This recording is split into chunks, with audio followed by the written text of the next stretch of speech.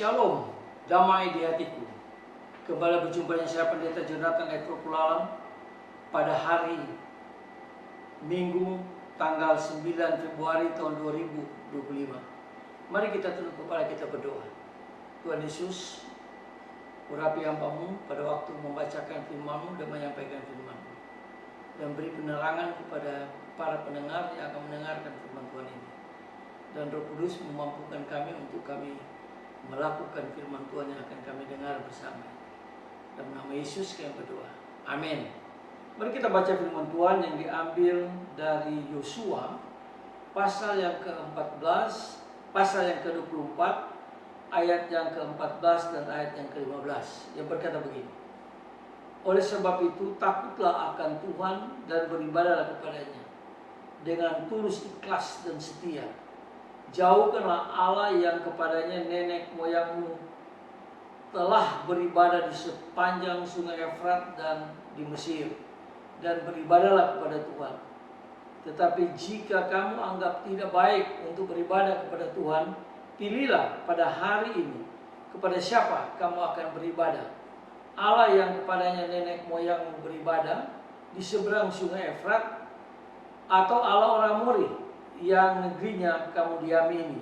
Tetapi aku dan seisi rumahku, kami akan beribadah kepada Tuhan.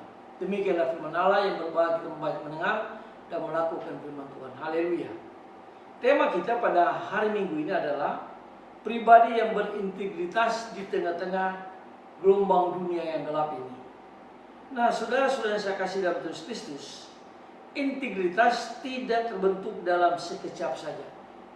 Integritas terbentuk melalui kemauan yang keras untuk mendisiplinkan dirinya, melakukan hal-hal yang benar dan baik.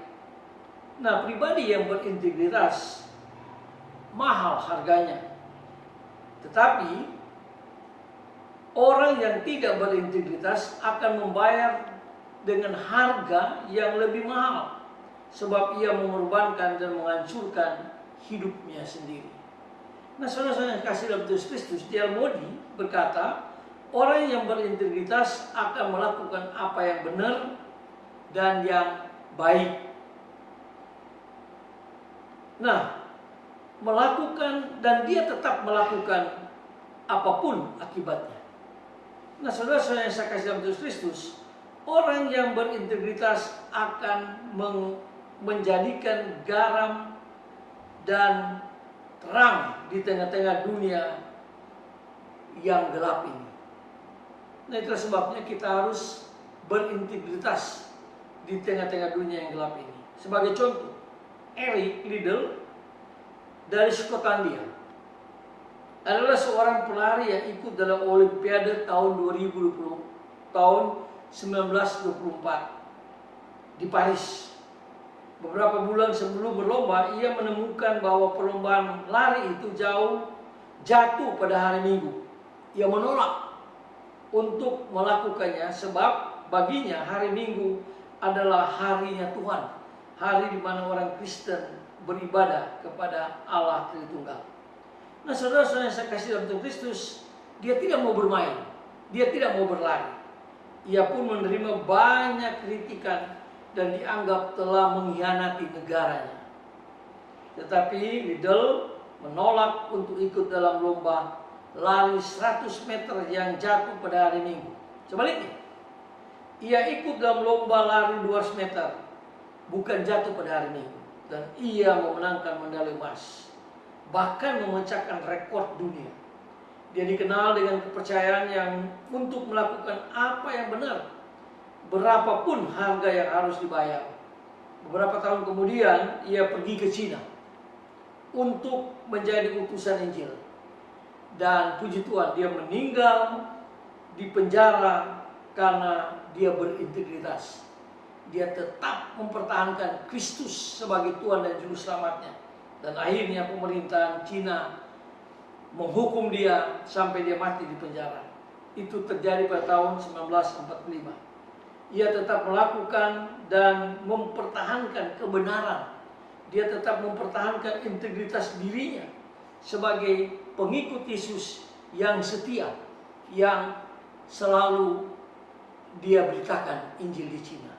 Dan puji Tuhan, dia sekarang ini sudah di surga bersama dengan Tuhan Yesus. Nah, saudara-saudara yang saya kasih dalam Tuhan Kristus, pribadi yang berintegritas adalah syarat utama untuk mencapai kesuksesan. Integritas tidak dapat terjadi dengan sendirinya. Memerlukan ketekunan, kesabaran, dan latihan serta disiplin diri sendiri. Mengapa kita harus memiliki pribadi yang berintegritas di tengah-tengah dunia yang gelap ini? Integritas melatih diri untuk dapat mengontrol diri. Nah, saudara-saudara yang saya kasih dalam Tuhan Kristus, memiliki tendensi untuk melakukan apa yang diinginkan. Oleh sebab itu, kita perlu mendisiplinkan diri dengan menyeleksi keinginan hati kita. Cepat atau lambat kita akan menghadapi pencobaan ini. Bila kita melatih diri kita jauh sebelum pencobaan datang, maka lebih besar kemungkinan kita akan berhasil dan mendapatkan pencobaan tersebut, menghadapi pencobaan tersebut. Nah, saudara-saudara yang saya kasih dalam Tuhan Kristus, orang yang mau mendisiplinkan dirinya untuk memiliki integritas dan karakter yang baik dan bermoral akan membuat hidupnya menjadi lebih mudah di kemudian hari. Sebab apa? Sebab integritas merupakan salah satu unsur dari kesuksesan dalam pelayanan kita. Di akhir kehidupan kita, bukan harta benda apapun ataupun kepandaian kita yang akan membuat kita puas, melainkan bagaimana kita hidup berintegritas. Nah, saudara-saudara yang saya kasih dalam Tuhan Kristus, marilah bersama Tuhan Yesus di hadapan Kristus kita mempertanggungjawabkan hidup kita di surga nanti. Itu dijelaskan di dalam 2 Korintus pasal yang ke-5 ayat 10, bahwa kita akan menghadap kursi pengadilan Kristus, dan di sana kita akan mempertanggungjawabkan integritas kita selama kita ada di dunia ini. Semoga firman Tuhan ini mendatangkan berkat bagi kita, dan marilah kita menciptakan integritas diri kita di tengah-tengah gelombang dunia yang makin hari makin gelap ini, makin hari makin dikuasai oleh kuasa kegelapan. Tapi kalau kita berintegritas, maka Tuhan Yesus akan menolong kita dan akan memberkati kita, sama seperti Yosua. Pada waktu dia membawa bangsa Israel ke Kanaan, dia menghadapi berbagai tantangan. Salah satu tantangannya itu dia disuruh pilih menyembah berhala atau menyembah Tuhan Yesus, menyembah Allah. Tapi Yosua karena dia berintegritas, dia tidak mau menyembah berhala, tetapi dia menyembah Allah yang hidup di dalam Tuhan kita Yesus Kristus. Mari kita tutup kepala kita berdoa. Tuhan Yesus, tolong kami supaya kami berintegritas di tengah-tengah dunia yang makin gelap ini. Tuhan, biarlah Roh Kudus menolong kami supaya kami menjadi saksi Kristus dengan integritas yang Tuhan sudah berikan pada kami di tengah-tengah dunia yang makin gelap ini. Ampuni dosa kami Tuhan, dengarlah doa kami. Dalam kasih dan pengampunan Kristus kami bersyukur dan berdoa. Haleluya, amin. Terpujilah Kristus, sampai kita berjumpa di kesempatan yang lain.